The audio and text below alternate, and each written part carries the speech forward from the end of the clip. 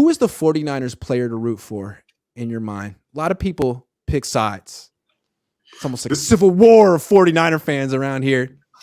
But Yeah, if there was one player to bring us all together that we could all root for, who do you think it is?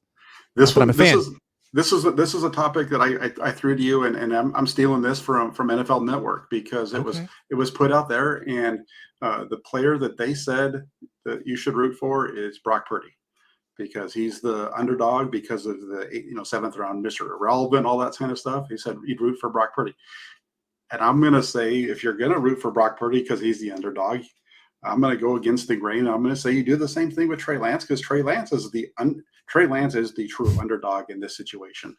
So yeah, my stance on who I think should start week 1 if he's healthy. But if Trey Lance can turn this whole career around this offseason during training camp and all that kind of stuff, that's something that it's hard not to be like, hey, that's pretty good for that kid. Yeah, I would say it's hard not to root for Trey Lance, and that's why it kind of bugs me online when I see some Niner fans just kind of like gloating about how awful he is. It's like, wait a second, isn't he on your team, the team that you root for?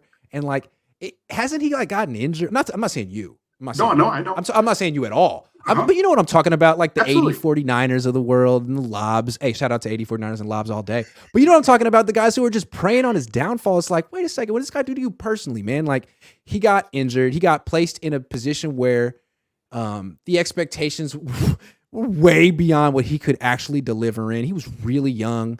Don't you kind of root for a guy like that to turn it around before it all goes away?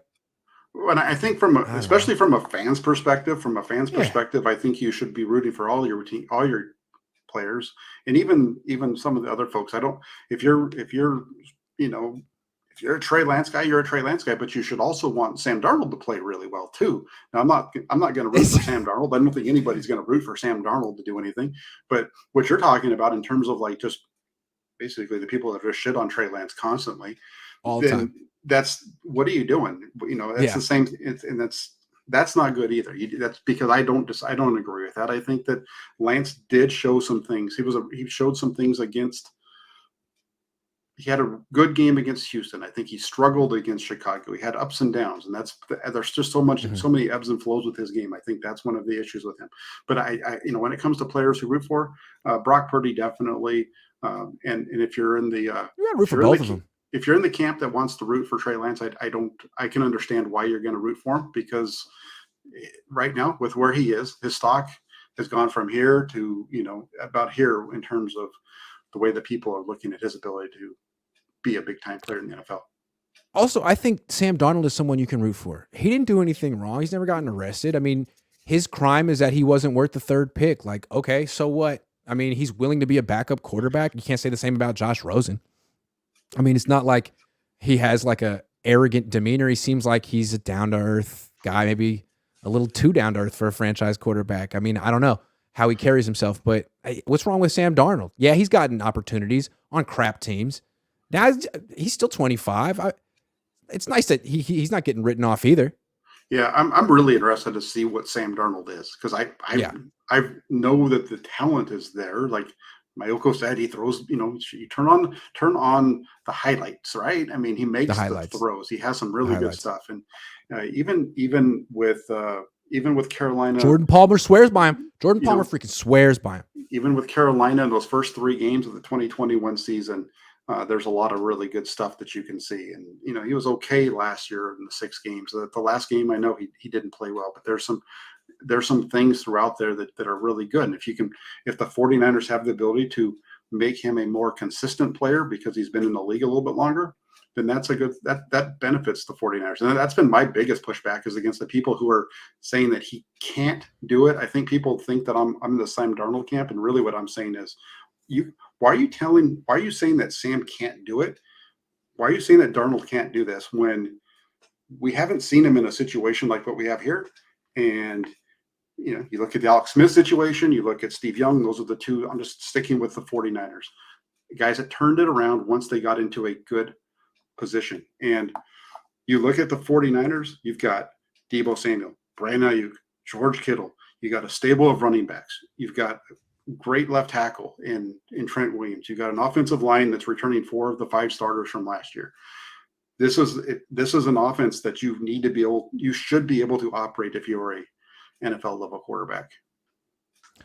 Yeah, and I'm not sure that he is. I guess we'll have to see. And I guess my question is, was it smart to take on the Sam Darnold reclamation project and give him $3.5 million guaranteed with, uh, options for bonuses if he plays and plays well? Or do you just want to draft another quarterback considering how much success you had with Brock Purdy last year? I mean, at the time, I think we said you got to bring in a quarterback with experience. So, okay, is Sam Darnold's experience good? It seems like you're trying to like rewire him and like undo the bad experiences that he had. Instead of spending, a fair amount for him, they drafted a kicker at 99. You drafted a backup tight end at 101. Like you could have had your pick of any freaking quarterback in the draft, saved 5 of them, and you took Darnold instead. So, and paid him more than you would have had to pay a rookie. So you must really like this guy. You better be right. You better be right that he's a functional backup, because all of a sudden it feels like you just take an experienced quarterback from college who's got some accuracy and poise and throw him on this team. It might work out. And there were a bunch of guys like that. Yeah, for sure. The kid out of TCU, if you watch his stuff, Yep.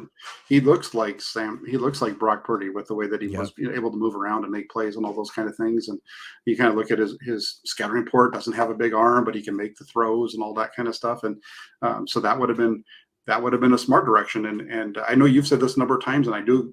Why not if you just throw out a quarterback every year at the end of the draft? What do you have to lose? Gives you a back into your roster during camp guy, and maybe he sticks, and maybe he doesn't. Philly took Tanner McKee in round 6. Doesn't mean they like him. It just means like, why the hell not? He's a quarterback, and it's round 6. Yeah, fine by me. Mm-hmm. Fine by he might be the next Nick Foles, and if he's not, you could just do it again next year. No harm, no foul. Right. Especially Flave says Darnold is 21-35 over his career, while his teams went 4-22 without him. Interesting stat. Think it shows that although his team sucked, they were still significantly better with him than with other quarterbacks, including Baker. I prefer Darnold to Baker. I don't like Baker at all. Yeah, this is an interesting one because again, go back to 2021. There's been a lot of people that said, "Hey, look at Darnold. He had Christian McCaffrey, he had DJ Moore, and he still sucked." Well, they only played 4 times together, and so you're looking at 4 games, and in 4 games they went 3-1 on a team that went 5-12. So that tells you a little bit about when he has talent around him, he can make things happen. Later on in the season is the game that he sucked with those guys on the field, because those first 3 games he completed 68% of his passes. And then, it dropped down to 63 because he had a terrible game later in the season. That was when McCaffrey was coming back. So was McCaffrey fully healthy? Who knows? All that kind of stuff. We'll see. I think there's a little something to Darnold, and it'll be fun to watch how this whole thing plays out. It's part of the soap opera that is the 49ers. Yeah, and I think what's great about the soap opera, let's stick with the soap opera analogy, okay? The main character in the soap opera for the last 5-6 years was Jimmy Garoppolo. It was almost like they were paying big money for this actor and they got him from Hollywood, and it was like Tom Cruise or something, you know what I mean? But he's off the show now. He's gone. And it feels like Sam Darnold just slid into his place, because the whole thing with Jimmy was that he may not be the best quarterback. He may not have the biggest arm. He may not be the most mobile, but the team believes they can win with him. And if the team believes they can win with him, what more do you really need, right? It's 53 men. You got to get behind a quarterback. They're behind Jimmy. They're a great team. And if they believe in him, then that's like 80% of the battle, right? And with Trey, even though we wanted them to give him a chance, if they don't believe they can win with Trey, then they're not going to win. And that's a tough one. With Sam, it feels like they've already convinced themselves that they can win with him.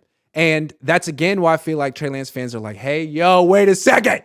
But that is, listen to the way Christian McCaffrey talks about Sam Darnold and tell me that he doesn't think that this team can win right now with Sam Darnold.